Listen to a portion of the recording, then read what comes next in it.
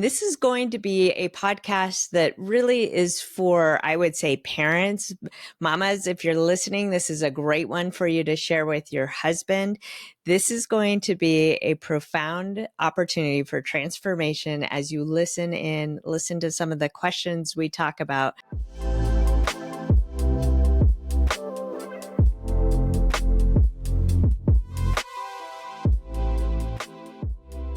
Hey, welcome to the Way of Valor. I am your host, Angie Taylor, and we are so glad you tuned in today. David Fenwick, I am so excited to have you on the podcast today. Thank you, Angie. It's great to be here. Yeah, welcome to the Way of Valor. David's an associate pastor at True Life Church in Austin, but I think that doesn't quite paint the picture of your journey at all. So I would love for you to just kind of unpack for us your journey to where you are today. Sure.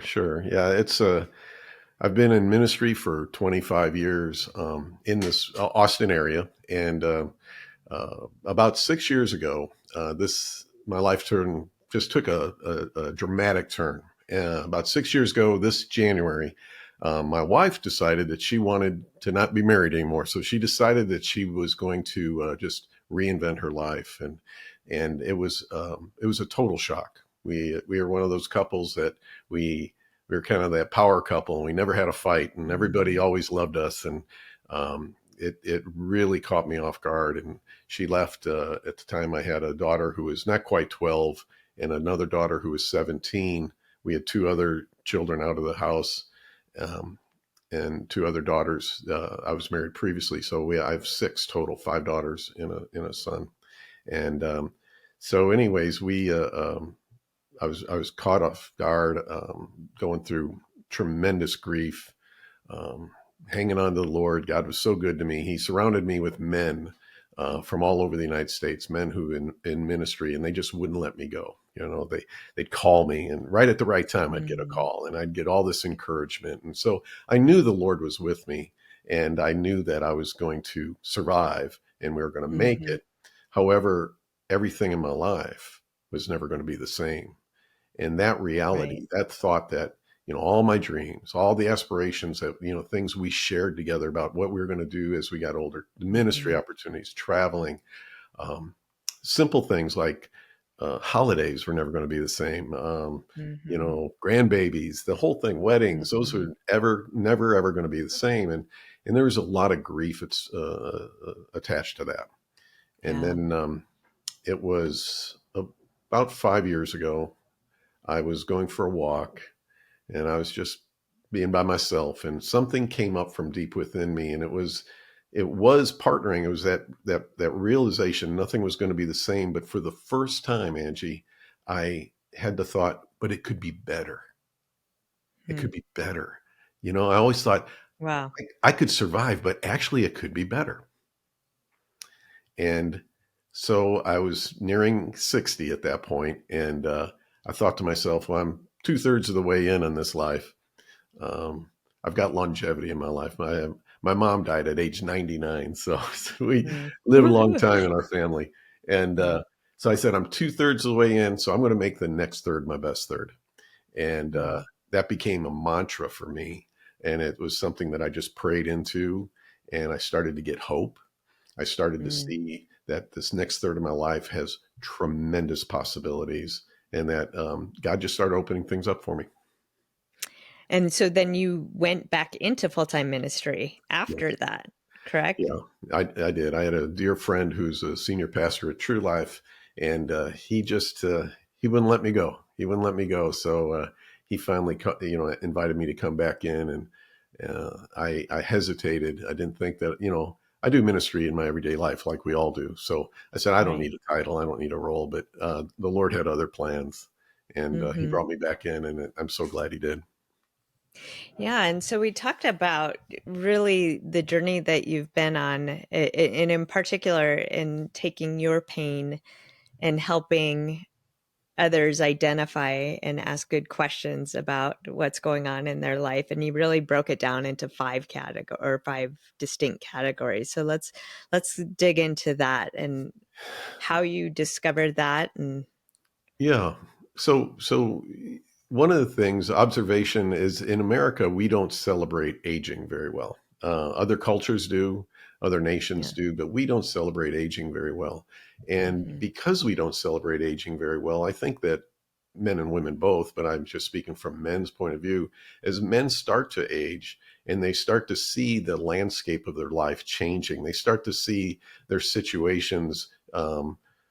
They're not having the influence, right? They're starting to see the end of the road, so to speak. They start to really struggle, and they struggle with what's the rest of my life going to look like. And Hmm. I found that there's 5 areas of decay that is common among men, and that I'm really trying to speak into. And first is cognitive decay. Second is physical decay. Then there's relational decay, emotional decay, and spiritual decay. And when I say spiritual decay, I think that's really things like coping with disappointment, Hmm. coping with shame and guilt, possibly regret, those kind of things. Mm. That's good. And so I'm just curious, as as obviously a wife, um, if we see hints of this in our husband, or we, even for husbands to see this in their wives, because I look at this list and go, this is true of women as Yeah, well. it's true for everybody. Yeah. And I'm just very curious how you would encourage spouses to talk with one another about these things, or even gently encourage their husband to, hey, there is this book out there that you might want to check out. What does that look like? Well, first off, there's so much information out there. As I'm pouring myself into this, I'm just devouring books and podcasts from all over, different categories, like for men as age, for their physical, decay, um, uh, nutrition, things like that. But what I find with men is as a man starts getting into the mid 40s and early 50s, um, he his spheres of influence start to shrink. His relationships get smaller. Men don't handle empty nest as well. We Mm, think about a woman struggling with empty nest, but a woman can so often she starts nurturing, with the grandkids and all these other mhm, things that happen. But mhm, men, they reach about age 50, and for the most part, they've reached the pinnacle of their careers. You know, mm, you're really not going to go much farther. The average age of a CEO, man or woman in America, is 56. But what do you do after mm. CEO, right? So you've really Right. kind of reached that pinnacle. And so here you've got men who, because they've reached that pinnacle and they know they have, they stop networking, for Mm, instance. And networking is something that you do to build, right? You're building your career, mhm, you're building your mhm, foundation, and you get all these relationships that you're mm, interacting with. Well, you stop networking, and what happens is all of a sudden those relationships dissipate. mhm, Another thing is as your kids get older, a lot of men's relationships are with the fathers of their kids' friends. Let's say it might be mhm, volleyball or basketball or football, mhm, right? And as the mhm, kids move out, a lot of times those friendships go away. And before you know it, you have a man who's sitting there looking at his life. He might not be in very good shape. He doesn't have a lot of motivation career wise, and now he's isolated. And that mm, isolation is extremely dangerous. mm. So, That's really helpful. So, what would your recommendation be as you're in a marriage and you are seeing this happen to your spouse, but maybe they haven't identified it, or they right. don't, because I also find that that's probably a very sensitive thing to lean into Yeah, for a wife. absolutely. And I think the way to bridge that, is going to vary with each couple, right? Hopefully Hmm. that you've built good communication through the years, and that you've got those times where you don't address it when you see them really depressed, but maybe on a good day you start talking about it. Mm-hmm. Pick your times Mm-hmm. to talk about it. Yeah. Um, but I think too is encouraging, instead of really saying, hey, I'm noticing this with you, are you struggling, instead cast vision for the what ifs. Mm, Motivate your husband, right? Say, man, that's it would good. be so good if we could do this, or I would really like us to, you know you're so skilled at this. Maybe you could start investing in other people's lives. Mm-hmm. Mentorship and pouring into somebody else, someone Mm-hmm. younger, and saying, hey, I've noticed that this young couple at our church, or this young couple down the street, their husband, I think he could use you, right? And just start Mm-hmm. to, I think, encourage the husband to catch vision that he Yeah. matters still, you know? Mm-hmm. Yeah, I love that. And just really calling out the good and the divine in him Right. versus saying, Absolutely. I noticed your decay. Right. Yeah, Probably not the absolutely. plan. Speak into that, speak into the possibilities, speak into the dreams, speak into their identity, That's and good. challenge them, because that's a big thing of what I'm doing is I'm trying to get men to look and realize that there's still hope, right? There's Mm, so much hope out there. I mean, your life's experiences, good and bad, have great value to somebody good. else, right? Yeah. Yeah, that's so good. You talk about that in your book, you really ask a lot of questions. Yes. And I would love for you to unpack some of those questions and why they matter. Like why does it matter whether we can think through them and answer them? Yeah, it's I'm not I'm not qualified enough, to be honest with you, to provide a lot of answers for cognitive health and what have you, even physical health. I'm very very committed to my physical health, and but the questions, really, the thing that I did with my book is, and what I'm going to be doing with my podcast is, I'm going to be trying to get men to look at their lives and say, where am I right now on this scale? What are some of Mm, the fears? I think identifying your struggles, identifying those mhm, areas where you have fear, where you have trepidation, mhm. regret, exposing those things is really important. That's Men good. have a tendency emotionally to um, pull back, right? Or they separate themselves from a lot of Mhm, things, and so you've got men who emotionally just kind of um, put off, and they don't explore, and then all of a sudden, over time, this residue, this blockage, it just comes forward, and now they have to deal with this, right? Now mm, you know and how do they deal with that? Do they medicate mhm, it? Hopefully not, but a lot of men do. They mhm, fall into that hopelessness. So I think identifying the fact that, hey, you do have some issues here, but mhm, God has an answer, right? God always has mhm. an answer, and there's always hope. And I think Yeah, that's a big part of it, is to get men to examine their life. Um, yeah. I really challenge men that it's not at we're trying to add years to your life necessarily, but we want to add life to your years. You know, That's good. That's really good. yeah, As we look at what's happening in our country in particular, where men are and boys are being right, emasculated in such a profound way, and any sign of masculinity is now called toxic. And right, I'm curious what your response is, and how do we help raise this next generation of boys, because as we know, fathers actually statistically matter more in homes than the moms do. It is a very interesting study and research that I've done, where the profound impact of a father invested in the home actually is significantly more than a mother. right. And Absolutely.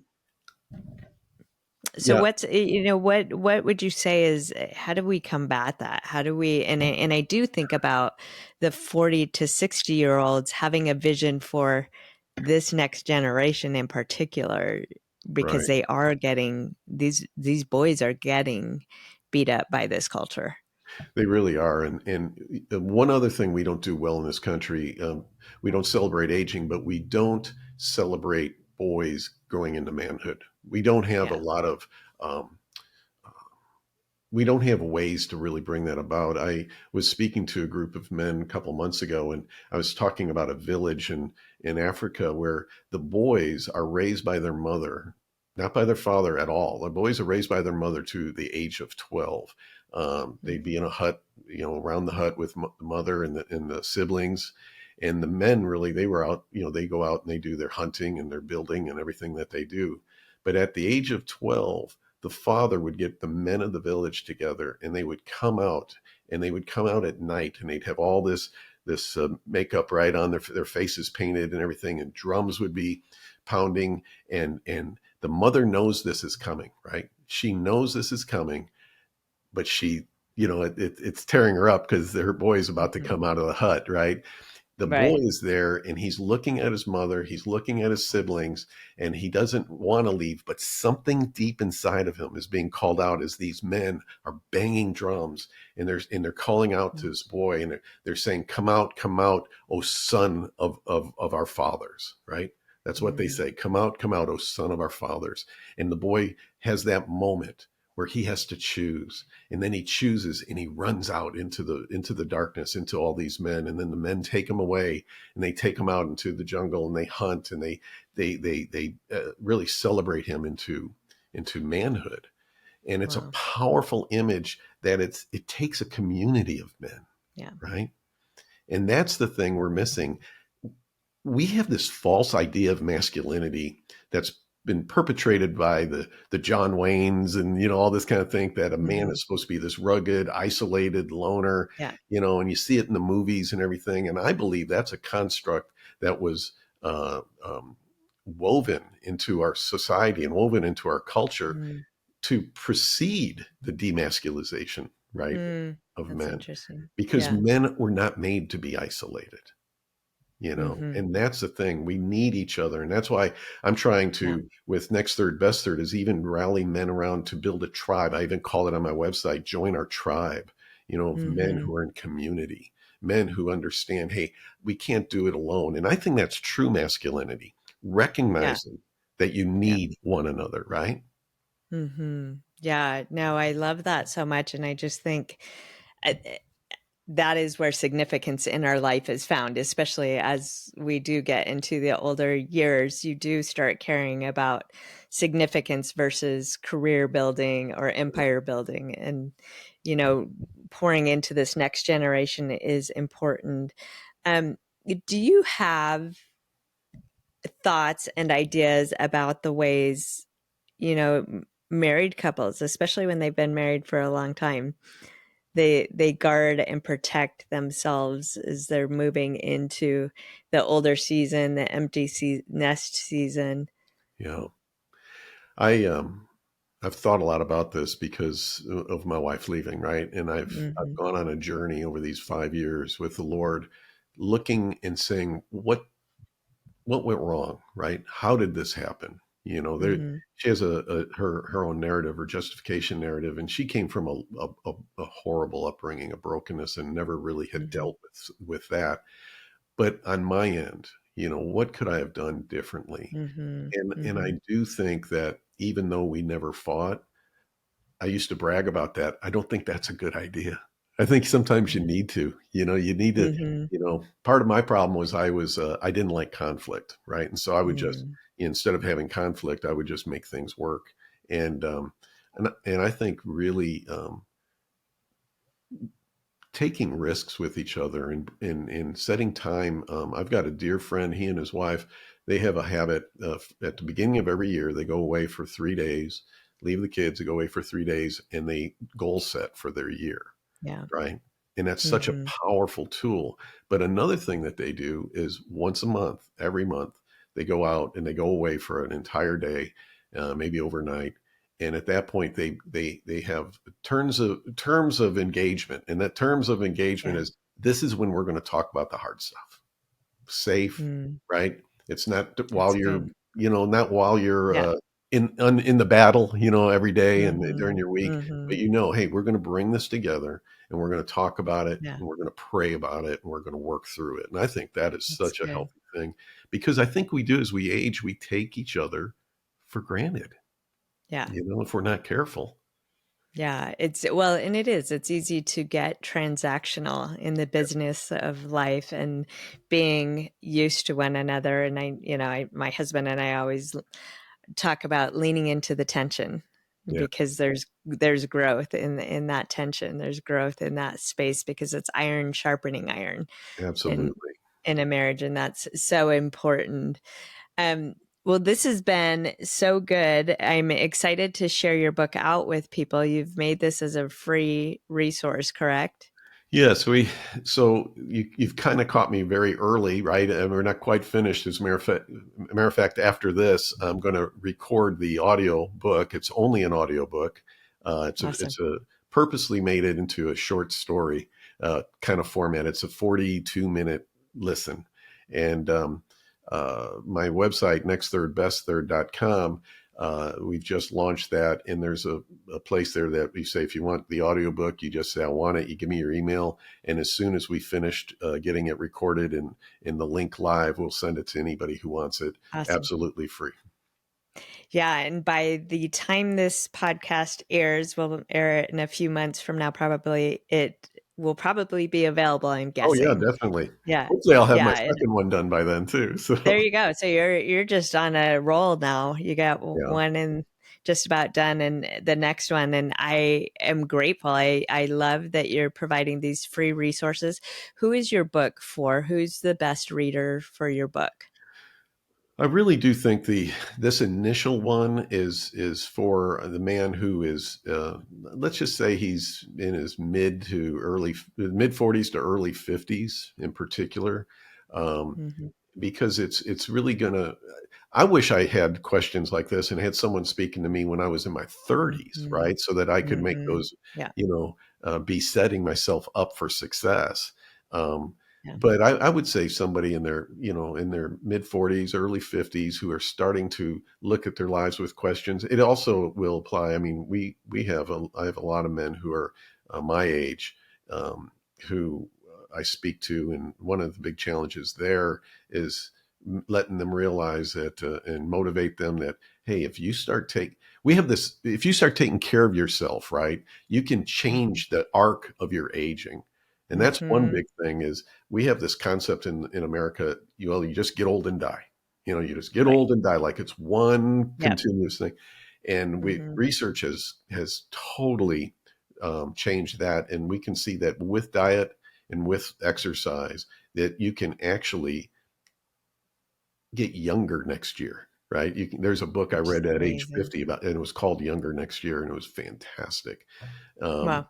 and but you can actually do that. A man can actually, by living with intentionality, he can actually Hmm. get younger for the next few years before he starts to kind of go down, right? And Yeah. Yeah. and I'm encouraged by that. Yeah. Yeah. No, well, and I love that you're living your life with the view lens Yeah, that, man, and until you're done, it's not done. And right. I think we all know people that are kind of in that I'm just waiting to die place. Hmm. And I mean, as long as we have breath in our lungs, God has a plan for our lives. Absolutely, Yeah. absolutely. Yeah. Yeah. Do you have any parting words for our guests as we wrap this thing up? Well, I would just say this is we have been given a tremendous gift, right? We've been given this life, and a life well lived, a life that we can impart hope to somebody else, a life that we can make with intention, invest in Hmm. our society, the next generation. There's always somebody that you can touch, right? No matter Yeah, what you've gone through in life, it has value to somebody. And that's if good. you are living with intentionality and building relationships and looking for opportunities to serve and to give, your life is going to have meaning. And a life like that is will impact so many, right? Legacy is not necessarily what you leave behind, right? It's who you Yeah. leave behind. And it's Yeah, those that's people who so you good. touch. And it's in your sphere of influence is way greater than you realize. Mm, so good. David, thank you for joining us today. It was an honor. We will link all of his information in our show notes so you can easily go grab that resource, share it out with your friends that need to read it. And thank you so much for listening. Be blessed.